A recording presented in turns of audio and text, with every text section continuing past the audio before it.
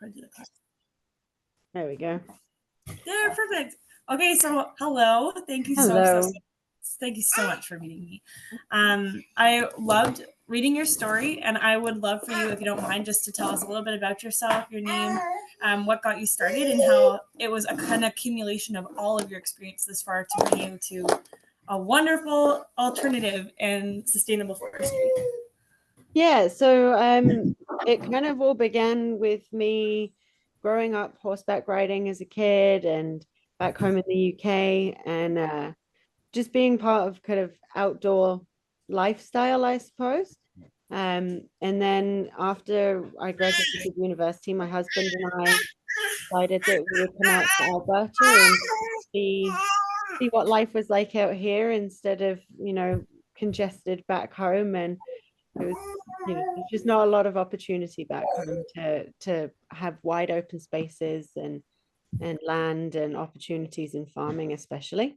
So 2011 we came out, and I jumped in pretty both feet first into horseback guiding in Banff National Park. I did a little bit of the backcountry stuff there, and really enjoyed it. It was fantastic seeing the wildlife that we don't get back home, and the mountains and the wilderness a little bit. And I really kind of got a taste for that side of things. So we decided that we would work towards getting our residency. And so my husband stayed out here, and in 2014 I decided that I would head back home. So I went back to college and I did a 1-year course in artist blacksmithing, which is a little bit of a random one, but there you go. And then my husband joined me. We went out to Colorado, and really that was the first time that we kind of had anything to do with agriculture and conservation as a mix together. It was a bison ranch that was a total of 103,000 acres, bordering onto the Great Sand Dunes National Park in southern Colorado. About 2,000 head of wild bison, so they weren't managed. They had 53,000 acres that they could roam on, and they were genetically pretty pure. So UC Davies and a whole bunch of other universities were doing genetic studies and things like that. And then the other side of it was like managed bison herd. So to maintain the population in their resources, they took every year they'll take a certain percentage of the wild herd and add them into their managed herd, but also disperse them for a lot of, building a new herd here, there, and everywhere. So First Nations, private properties that wanted bison, that kind of thing. But it was all for the Nature Conservancy. That's incredible. That is absolutely amazing. And it actually is so much work to manage when you have a herd of animals. And a lot of people don't realize, like, even outside of the regulations, but just keeping track of the genealogy to make sure that you are creating a healthy livestock. It's a wild ride to learn about. I've always appreciated it as we started growing a herd of sheep ourselves a few years ago. Yeah. No, it does take a little bit to kind of make sure that your genetics are good and make sure that you've got all of your biosecurity protocols down and your herded flock, whatever it is healthy. And so how did that bring you to forestry? So then eventually we came back to Canada, and I worked on just a mixed ranch. They had cattle, they had sheep. And I got very involved in the sheep side of things. So then I branched out, worked in a bunch of different places, met a whole bunch of different people. And then there was a guy who was looking for a shepherd. And one of my previous bosses put me in contact with him. And that was 2020, in the first summer that I went out and herded. I think I was about just shy of 1,000 sheep on the forestry cut blocks. And just fell in love with the job, basically, living out there and in the middle of nowhere with my dog and all the wildlife and the people and everything like that would kind of stop by and come and visit. That's incredible. So now, was the original program like were all of the details fixed by the forestry company itself and then just contracted out? Yes. So basically, the way it usually works is the forestry company will have areas that they've harvested and then they will replant them. And then about 2 to 3 years after that, the vegetation starts to come up. Mostly where we're grazing, it's predominantly grass, so palmer grass and things like that, but it also like raspberry and other bushy kind of shrubs that will crowd. Roses? Yeah. Sorry? Alberta's rose country, right? I guess there must be Yes. roses out there. Yes. Yeah. Not There's for the a lot of faint of rose. Yeah. Lots of rose bushes. And just about everything that you could think of finding in boreal forest, we find out there. Um, so then the idea is that we come in and instead of spraying glyphosate to get rid of that like competitive vegetation, we come in with our sheep. They will have areas that they have marked as needing to be managed for competitive vegetation. They usually do, so they'll fly helicopters in the fall, usually around this time, so September, October, early November if it's not too snowy. And then that gives them an idea of where needs to be managed the most. And then they'll compile a package. They will take that to the government, and the government will give them permits to run us as we are herbicide applications. So we actually are legislatively, we're herbicide rather than grazing, which is weird. That is incredibly weird. So I just want to ask you a question pertaining to that then. So would that be provincially managed then? Yes. So And now it's are these companies also on private land or are they forest and crown land? it's all crown land. Okay, so we're in a very mutual position then. Yeah. Yeah, yeah. So everything, the forest management areas in Alberta predominantly um are crown land. So it's all public access, it's all public rights of way. And so there are different things that they have to do in order for us to be out there. So we have to have licenses for our camp because we're officially a work camp. If a member of the public wanted to go on camp on the land, there's nothing to stop them because it's public land. But because we're running for work, it counts as a work camp, so we need permits for that.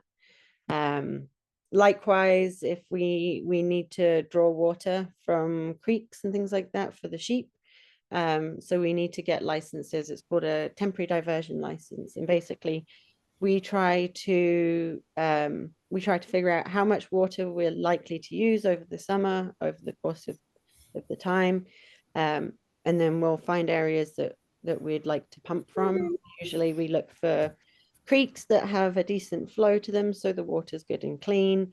The depth has to be deep enough that we're not going to chop up the Agreed. bottom or anything like that when we put the hoses in, and it's got to be on not too steep of a drop down.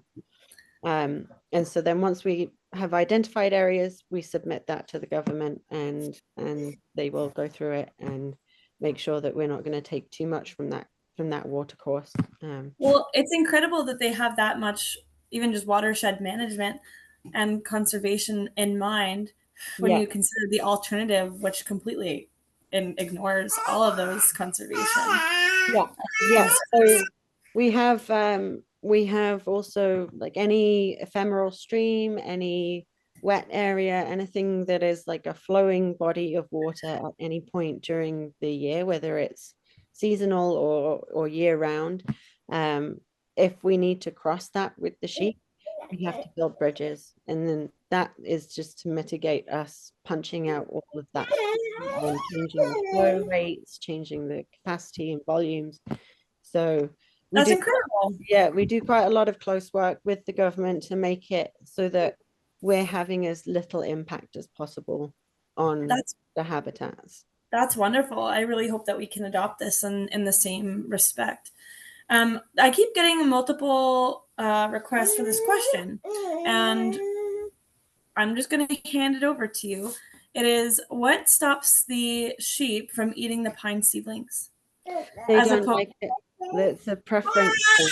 So we're very careful. What we usually do is early season, when maybe we haven't got quite as much green up as we were hoping for the grass and the other shrubs and trees and stuff like that, we tend to make sure that we graze spruce seedlings first, because with the spruce trees, they have just that little bit more of a bitterness to them. The sheep don't like them. And then, but there will be times where a sheep will take a nip on that terminal bud and realize, actually, this isn't that nice. And for the most part, if you've got other vegetation around, they have a preference. So they'll always target grass first, then they'll go to more broadleaf shrubs, so like your raspberry bushes. They'll eat aspen. They will, in fact, aspen is really good. It's high protein. It's a fantastic food for them. But they will just, yeah, they'll just leave the seedlings alone. They don't taste good to them. wonderful. And then, so from the farm aspect of which, like, I know is, do you have to supplement other things for the sheep? And like, does that increase your cost significantly, or are you able to maintain for about 3 to 4 months? What's the scoop there, just to make sure that we're also leaving our livestock equally as responsible in the process? Yeah, so generally the only supplements that the sheep get are general salt and then a pasture-based grazing mineral. So we leave that free choice in the night pens, and they pick away at that throughout the summer and overnight and things like that. So beyond your regular cost of salt and mineral that you would have, whether you're grazing out on cut blocks or grazing at home or whatever, there's no additional supplementation. Like they do well. So if you hit it at the right time and you bring them on in a good condition, then they maintain or they will gain. We've had lambs out there that have grown as well. That's great. Yeah, I saw some of your pictures from landing, and I was like, oh wow, you guys must have been busy. So I guess the next portion that I want to ask about is, so the process, just for the gentlemen in forestry that are definitely going to watch this video as I post it, from the season's beginning to the season's end. Can you give us just like a quick, like kind of like a bullet point on what you do, and maybe over how much, like how many hectares you are able to go, or how many blocks you're able to clear over the summer? Yeah. So we usually run with about 12 to 1300 head of sheep. We can get through about 250 hectares in the summer. The way I usually work it out is 0.003 hectares per head per day. So that kind of gives you an idea of, if you have an area of 500 hectares that you need to graze, chances are you're going to need X number of sheep. Or, and then that way it kind of breaks it down into your per head per day, roughly what you're going to get to. There are variables. If there's steep terrain, or if there's a lot of deadfall, a lot of slash, anything like that. I don't really know what the cut blocks look like out east, so I can't really speak to that. But we everything is scarified where we are, so there's a lot of dips and humps and uneven terrain, which can slow us down quite substantially. And there will be areas where there's a lot of blowdown that we can't necessarily get into, just because pushing any sheep through that, you're going to risk injuring yourself and the sheep or And your so, dog. do you have, or does the company have a mixture of like the manual brush saws, or do they mulch, or like do they do the combination of everything? Yeah, so everything will be, they'll harvest the block, and then they will go through brushing and mulching. They will also do big burn piles to kind of clean up a little bit, but they also like to leave some stuff, like little branches, cones, some logs that aren't going to make the grade, that kind of thing. They'll leave there to create habitat for small mammals. So piles left where they've made like a small mammal habitat. And there will be, so yeah, we generally do that. And then they will site prep it. So after they've cleaned it all up and done their burn piles, they'll send in big scarifiers where they dig down and then they mound it.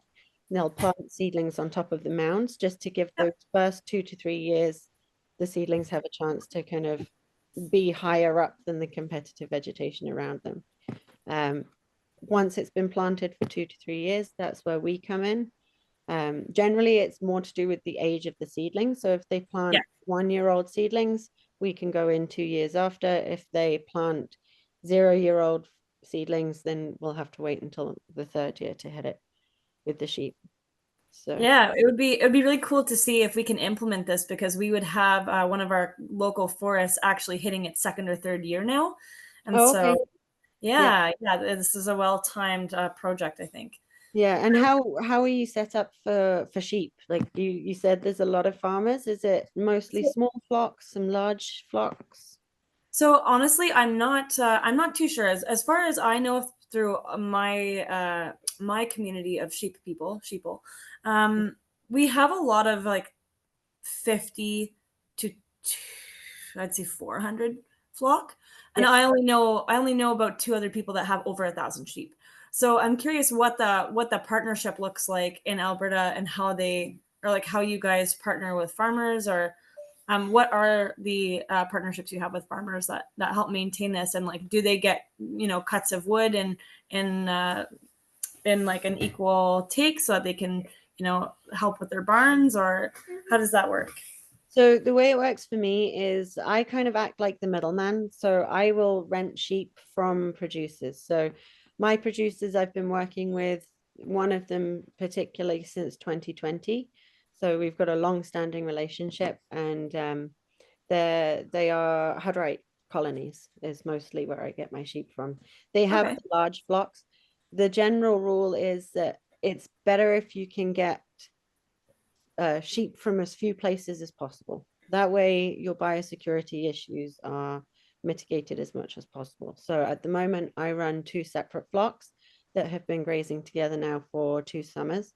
Um, and so I rent the sheep from them. So they, whether that looks like I pay for the trucking for them to come up, and then they get basically free grazing for the summer. They don't have to look after their sheep. I pay for the salt and the mineral. I pay for any vet meds that are needed at the time, and I'll pay for the vet checks at the beginning of the season as well. So that way they have a good flock health because they're getting a good veterinary check once a year, every year that they don't have to pay for, which is always appreciated. Yes. And then anything on top of that is like a bonus. So Right on. they don't have to have their sheep on their land, so they can use their land for something else. That's Um, great. And that would even help for the soil preparation for farmers, right? Being yep, able to yeah, regenerate their grass and their nutrients. yep, exactly. It means that they can stock a higher density number of animals because they have 3 months of period where they will have half or less than half of their sheep there. Well, it's funny. You know what? A long time ago, I heard this saying like you get back what you give out, and it really is true in that regard, right? Yeah, yeah, exactly. Yeah. So Cool. so yeah, it's just a case of working with the farmers in the area and seeing, and like I said, the people that would probably benefit the most are the ones that have the larger scale flocks. Yeah. So I generally say anyone who has a flock or who can send me 200 plus sheep, then I would be willing to accept it. Nice. And then, so I guess the last thing I want you to cover is you have 1,000 sheep out on cut blocks, and you avidly have a lot of pictures of predators on your page. Yes. And so that's not only what would be an Ontario health and safety concern, but for you, it's just like a natural way of the land. But what do you do if you're also contracting someone's animals? How do you deal with the predators during the daytime, the nighttime, etc.? So at night, we have our sheep all penned in electric fencing right in camp with us. So they are very, very close to us. We are in canvas tents. So if we hear something happening, we're right there to deal with it. But we also run a good team of guardian dogs. So we will run anywhere between 2 to 4 guardian dogs for a flock of 1,000 to 1,500 sheep. Okay. Yeah. What breed is your guardian dog? My ideal for what I do is we'll have some like the Great Pyrenees or the Maremma that will stay close with the flock, but then we also have some of the ones that are more likely to patrol a territory, like Kangals, Central Asian Shepherds, that kind of thing. Ones that are a bit more willing to keep everything away at the first chance that they can, Yes. and establish a territory surrounding their sheep. As far as shepherds go, we all carry bear spray with us. Yep. Uh, so no one will go anywhere on the cut blocks without taking bear spray with them, which is by far and away the most effective deterrent for predators, whether it's cougars, whether it's wolves, whether it's bears that you come across. If you've got your bear spray, then you're pretty safe. Awesome. And then the last thing is, how do you maneuver your sheep? Obviously, I know the answer through your cut blocks. Yeah, so we have a team of border collies. I have 4 of my own. And then on top of that, any shepherds that I hire, I try and hire people who have their own dogs. It's not always possible to find, but my dogs are starting to do a pretty good job of working for other people too. So is Yep, that, they're one of the most intelligent breeds of dogs. yeah, yeah, Nick? Yeah, this is one of mine. Yeah, so we rely quite heavily on dogs, both guardian and our herding dogs as well. Without them, we would Yeah. stand a lot less of a chance of managing to keep the sheep together and keep them where they're meant to be. We also work with specific breeds of sheep. So I really like the Rambouillets, Targies, Corriedales, anything that's like a range bred sheep. They're easier to herd, right? It's just like a natural instinct. So they seem to be a lot stronger. Yeah, they have a much stronger natural instinct to flock together and stay together. We also find that when it comes to like predation and stuff like that, they're far more likely to flock tight and let the dogs deal with it rather than scatter and panic and run. Like they have that instinct to just kind of stick together and be together, and that just makes it so much easier for us. That's great. Especially when sometimes you'll be walking through an area and you can see maybe 3 to 5 of the whole flock. You can see 3 to 5 sheep, but no, there's like 1,500 out there. So you really definitely rely on that side of things a lot too. Nice. Yeah. Well, I guess so. Um, the last thing I'd like to ask you is, how is your partnership with the forestry company, or what is their take on using this sustainable practice? And like, did they used to spray glyphosate before, or like how did they move away from that? Or if you know anything that would pertain, as it were, to our own situation here in Renfrew County. I'm interested to hear how that developed. So the lumber company that I'm contracted by, it's a large American company that also works north of the border. And they basically, there was quite a lot of pushback in the States for glyphosate use. And so as a result, it's a company-wide policy. So the company themselves initiated it. I know that they have a long history of trying to be as environmentally sustainable as they can be. And so they're constantly looking for alternatives. That's incredible. I love that. Yeah, whether it's a chemical based alternative and just try and find the right chemicals for the job that won't completely ruin. Eradicate the Yeah, ecosystem around it, right? Well, yeah, it's so delicate, whether it's touching the grass, it's still percolating down to the soil through rain and yeah, precipitation and the air. And yeah, yeah, it really is a delicate system, right? yeah, Especially for here, they did continue on this spray, and we're just coming into moose season, and Ontario is actually all of Canada's funnel for migratory birds. So we have all sorts of different birds coming through right now. And, you know, like the May, I forget what the Cape May warbler, it only eats these little bugs. I forget what they're called, from the tops of pine trees, and all these trees have been sprayed, and and then these poor birds are not even just being poisoned, but like carrying it, and they're taking it away and landing somewhere else and infecting new trees and new insects, and it's Yeah. a very vicious cycle. Yeah. Yeah. Yeah. So, I mean, one of the big benefits for us or with the sheep grazing is that you leave the environment relatively intact how it would be Yeah. anyway. So you still have, there's no way the sheep are going to completely take out all of the vegetation. There's still going to be something left over for Yeah. vertebrates, for birds, for large ungulates. So we still see moose, we still see deer, we still see all of that, elk even over where we are. That's all That's still present, and they still have habitat to be in. But they actually, as far as the grizzly bears go, cut blocks make really good grizzly bear habitat. They don't like forests. They aren't forest animals. Like black bears exist in the forest, grizzly bears like the open. So having these areas that are still they're open because they're cut blocks, but they still have cover, they still have berries, they still have everything there that the bears need, but it allows them to move through it too. Um, That's incredible.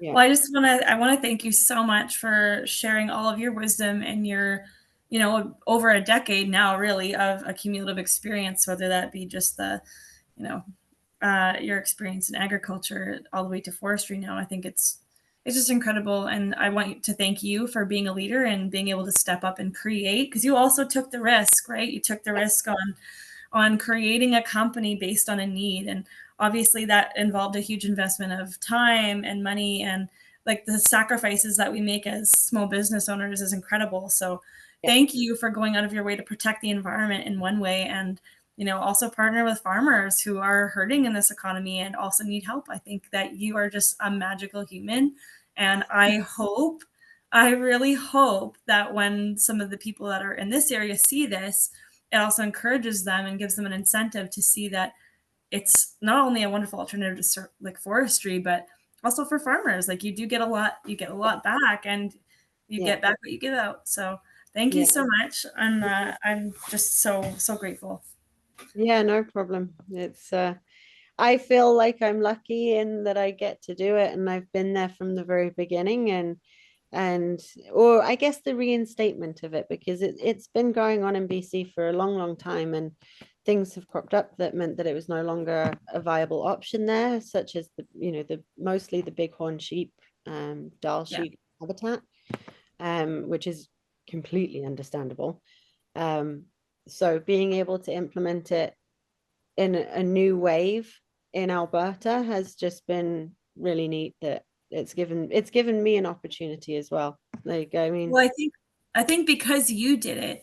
Now, if we can, and I don't go down without a huge fight.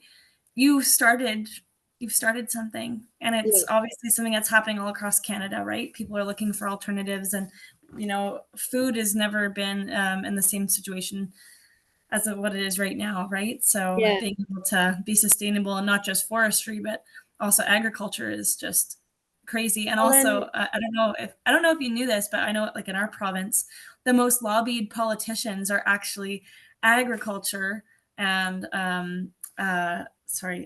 revenue and jobs, family and jobs. So those two things go hand in hand, right? Family, groceries, and jobs.